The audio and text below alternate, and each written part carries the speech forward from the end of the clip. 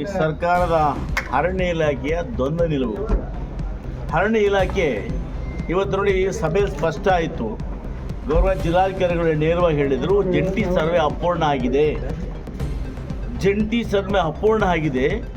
ಜಂಟಿ ಸರ್ವೆ ಆದಮೇಲೆ ಆ ಎಲ್ಲವನ್ನು ಕೂಡ ಡೀಮ್ಡ್ ಫಾರೆಸ್ಟ್, ರಿಸರ್ವ್ ಫಾರೆಸ್ಟ್ ಮತ್ತು ಪರ್ಸನಲ್ ಫಾರೆಸ್ಟ್ ಈ ಮೂರೂ ಫಾರೆಸ್ಟ್ ವಿಚಾರಗಳನ್ನು ಇಲ್ಲಿ ಜಿಲ್ಲಾ KDP ಸಭೆಯಲ್ಲಿ ಮಂಡಿಸಿದ ನಂತರ ತೀರ್ಮಾನ ತಗೋಬೇಕು ಅಂತೇಳಿ ಜಿಲ್ಲಾಧಿಕಾರಿಗಳು ಹೇಳಿದರು. ಒಂದು ಅರ್ಥ ಮಾಡ್ಕೊಳ್ಳಿ, ಹಾಗಾದರೆ DCF ಅವರು ಸ್ಪಷ್ಟವಾಗಿ ಕಾನೂನಿನ ಉಲ್ಲಂಘನೆ ಮಾಡಿದ್ದಾರೆ, ಬಡವರು ತೊಂದರೆ ಕೊಟ್ಟಿದ್ದಾರೆ, ಬಡವರ ಜಮೀನುಗಳನ್ನು ಅವರು ದೌರ್ಜನ್ಯವಾಗಿ ವಶಪಡಿಸಿಕೊಂಡಿದ್ದಾರೆ. ಇದನ್ನು ನಾನು ಖಂಡಿಸ್ತೇನೆ. ವಿಶೇಷವಾಗಿ ಇವತ್ತು ಸರ್ಕಾರ ಜಮೀನುಗಳನ್ನು ಮಂಜೂರು ಮಾಡಿ ಆ ಮಂಜೂರು ಮಾಡಿರ್ತಕ್ಕಂಥ ಜಮೀನು ಕೊಟ್ಟಿದ್ದರೂ ಕೂಡ 50 ಲಕ್ಷ ಆದಮೇಲೆ ಬಂದು ನಮ್ಮದು ಅಂತಿರಲ್ಲ, ಇದು ಸಮಂಜಸನ? ಈ ಬಗ್ಗೆ ಇದು ಸ್ಪಷ್ಟವಾಗಿ ತೀರ್ಮಾನ ಆಗಿದೆ.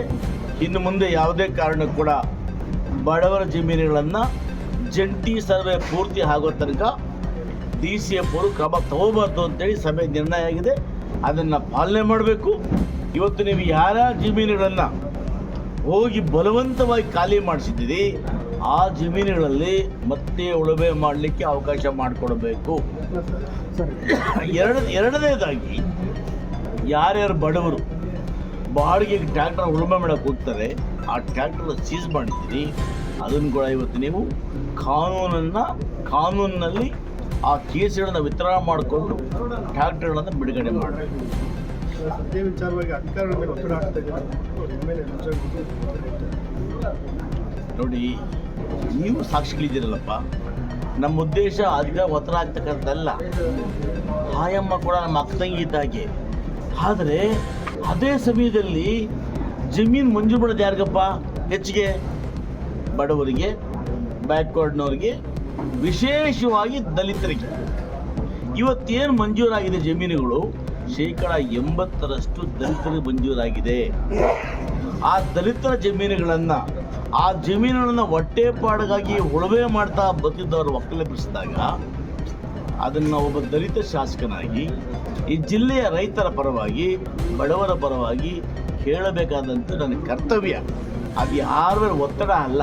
ದಲಿತರಲ್ಲ ಇರೋದು, ರಿಯಲ್ ಎಸ್ಟೇಟ್ ಮಾಫಿಯಾ ಅಂತ ಈಗಲೇ ನೋಡಿ.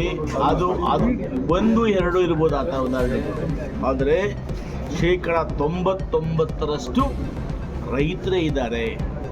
ಒಂದು ರಿಯಲ್ ಎಸ್ಟೇಟ್ ಮಾಫಿಯಾ ಆದರೆ ಅವ್ರು ಕೊಂಡ್ಕೊಂಡಿರ್ಬೋದು ಜಮೀನನ್ನು. ಆ ಕೊಂಡ್ಕೊಂಡು ಇಲ್ಲೀಗಲ್ ಆದರೆ ಅದ್ರ ಆಕ್ಷೇಪ ತಗೊಳ್ಳಿ, ನಾವು ಅಡ್ಡ ಬರ್ತಾ ಇಲ್ಲ. ನಮ್ಮ ಕಾಳಜಿ ಅರಣ್ಯ ಭೂಮಿ ಉಳಿಸೋದು ಅಷ್ಟೇ ಮುಖ್ಯ ಅಲ್ವ ಸರ್? ನಿಜ ಸ್ವಾಮಿ. ಈಗ ಅದನ್ನೇ ನಾವು ನೋಡಿ, ಅರಣ್ಯ ಭೂಮಿ ಆದ ತೀರ್ಮಾನ ಆಗಬೇಕಲ್ಲ.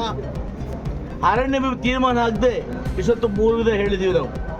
ಒಂದು ಜಮೀನನ್ನು ನಾವು ಅವರಿಗೆ ಆ ಫಾರೆಸ್ಟ್ ಬೆಳೀರಿ ಅಂತ ಕೊಟ್ಟಿರ್ತೀವಿ ರೆವಿನ್ಯೂ ಅವರು, ಅದು ಅವ್ರದ್ದೆಲ್ಲ ಜಮೀನು. ಇಸ್ ಅ ಡೀಮ್ಡ್ ಫಾರೆಸ್ಟ್ ಅಂದರೆ ಫಾರೆಸ್ಟ್ ಡೀಮ್ಡ್ ಅಂದ್ಕೊಳ್ಳೋದು ನಾನೇ, ಅದು ಅವ್ರದ್ದೆಲ್ಲ ಜಮೀನು. ಯಾವ ಜಮೀನು ಅವ್ರದ್ದು ಅಂದರೆ ರಿಸರ್ವ್ ಫಾರೆಸ್ಟ್. ಮೂಲವಾಗಿ ಇಂತಿಷ್ಟು ಫಾರೆಸ್ಟು ಅಂತ ಕೊಟ್ಟಿರ್ತೀವಲ್ಲ, ಅದು ಅವ್ರದ್ದು. ಸರಿ, ಹೇಳಿ. ಈಗಾಗಲೇ 2,500 ಹೆಕ್ಟೇರಷ್ಟು ಜಮೀನನ್ನು ತೆರವುಗೊಳಿಸಿದೆ. ಅದು ಜಂಟಿ ಸರ್ವೆ ಆಗದೆ ಏನು ತೆರವುಗೊಳಿಸಿದ್ದಾರೆ, ಇವೆಲ್ಲ ಕೂಡ ಕಾನೂನು ಬಾಹಿರ. ಜಂಟಿ ಸರ್ವೆ ಆಗಿ ಡೀಮ್ಡ್ ಫಾರೆಸ್ಟ್ ಯಾವುದು, ರಿಸರ್ವ್ ಫಾರೆಸ್ಟ್ ಯಾವುದು, ಒರಿಜಿನಲ್ ಫಾರೆಸ್ಟ್ ಯಾವುದು ತೀರ್ಮಾನ ಆಗೋ ತನಕ ಇವತ್ತೇನು ತೆರವುಗೊಳಿಸಿದ್ದಾರೆ ಇದು ಯಾವುದೂ ಕೂಡ ಲೀಗಲ್ ಅಲ್ಲ.